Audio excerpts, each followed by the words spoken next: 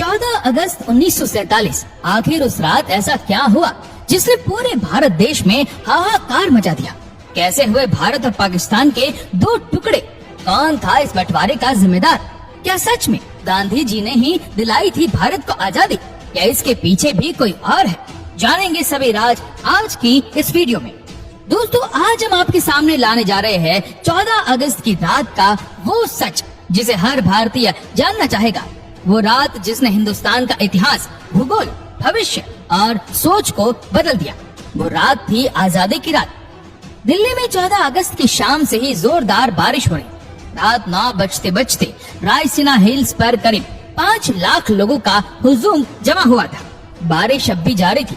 रात को करीब 10 बजे सरदार पटेल, जवाहरलाल नेहरू, डॉक्टर राजेंद्र प्रसाद और माउंटबेटन वाइसरॉय हाउस पहुँचे। 14 अगस्त 1947 की रात 12 बजने में कुछ ही मिनट बाकी थे तब पंडित जवाहरलाल नेहरू ने 2 लाइनें कहकर अपना प्रवचन शुरू किया। At the stroke of the midnight hours, when the world slept, India will be awake to life and freedom. चंद ही मिनटों में 12 बजे और 15 अगस्त का ये दिन भारत के लिए खुशियां लेकर आया। 190 सालों बाद ब्रिटिश हुकूमत से देश स्वतंत्र हुआ था, लेकिन इन खुशियों के साथ उतना ही गम था, क्योंकि भारत ने अपना 3,46,737 स्क्वायर किलोमीटर का पूरा विस्तार और करीब 8 करोड़ 15 लाख लोग एक ही रात में गंवा दिए थे। देश 2 टुकड़ों में विभाजित हुआ था, हिंदुस्तान और पाकिस्तान। हिंदुस्तान यूं ही आजाद नहीं हुआ। 15 अगस्त के बहुत पहले ही ब्रिटिश हुकूमत का अंत शुरू हो गया था।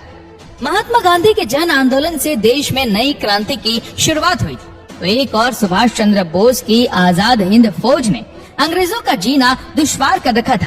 ऊपर से दूसरे विश्व युद्ध के बाद ब्रिटिश सरकार में उतना दम भी नहीं था कि वो हिंदुस्तान पर अब शासन चला सके। इसलिए माउंटबेटन को भारत का आखिरी वाइसरॉय बनाया गया था, ताकि देश को आधिकारिक तरीके से स्वतंत्रता दी जा सके। अंग्रेजों ने भारत को शुरुआत में 3 जून 1948 के दिन स्वतंत्र घोषित करने का निर्णय लिया था, लेकिन मोहम्मद अली जिन्ना ने पाकिस्तान नामक अलग मुल्क बनाने की ठान ली थी, जिसके चलते देश में कई जगह पर सांप्रदायिक हिंसा शुरू हो गई। बिगड़ती परिस्थिति को देख अंग्रेज भारत को हो सके इतना जल्दी स्वतंत्र राष्ट्र घोषित कर देना चाहते थे, क्योंकि अंग्रेजों को भी भारत को आखिरकार एक टुकड़े में नहीं, लेकिन 2 टुकड़े में विभाजित करना था। दोस्तों, स्वतंत्रता के लिए दिन 15 अगस्त ही क्यों चुना गया? तो इसमें ऐसा है कि सिर्फ हम भारतीय ही शुभ और अशुभ में नहीं मानते थे, बल्कि अंग्रेज भी उतना ही मानते थे। माउंटबेटन मानता था कि 15 अगस्त का दिन शुभ है, क्योंकि 15 अगस्त 1945 के दिन ही जापान ने शरणागति स्वीकारी थी और इसके ऑफिशियल साइन 2 सितंबर को हुए थे।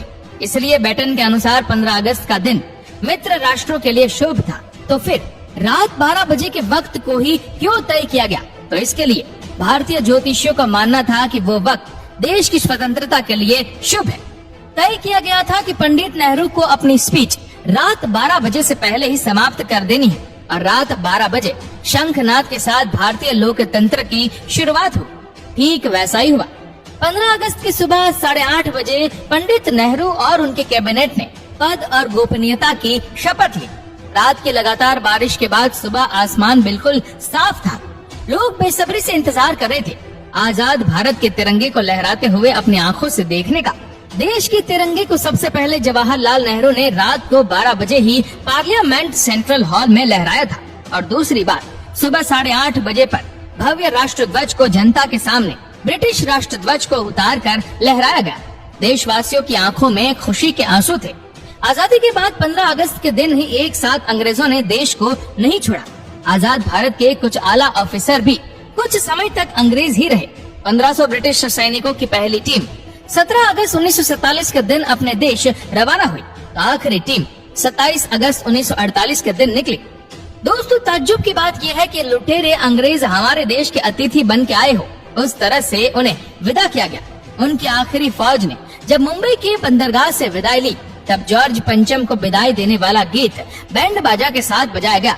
आजादी से 190 साल पहले भी अमीर चंद और मीर जाफर ने रॉबर्ट क्लाइन का ऐसे ही सम्मान के साथ स्वागत किया था।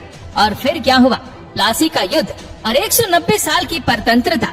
फिर भी हम भारतीय नहीं सुधरे। अतिथि देवो भव के सूत्र को हमने आज भी नहीं छोड़ा। तो दोस्तों, आज के लिए इतना ही।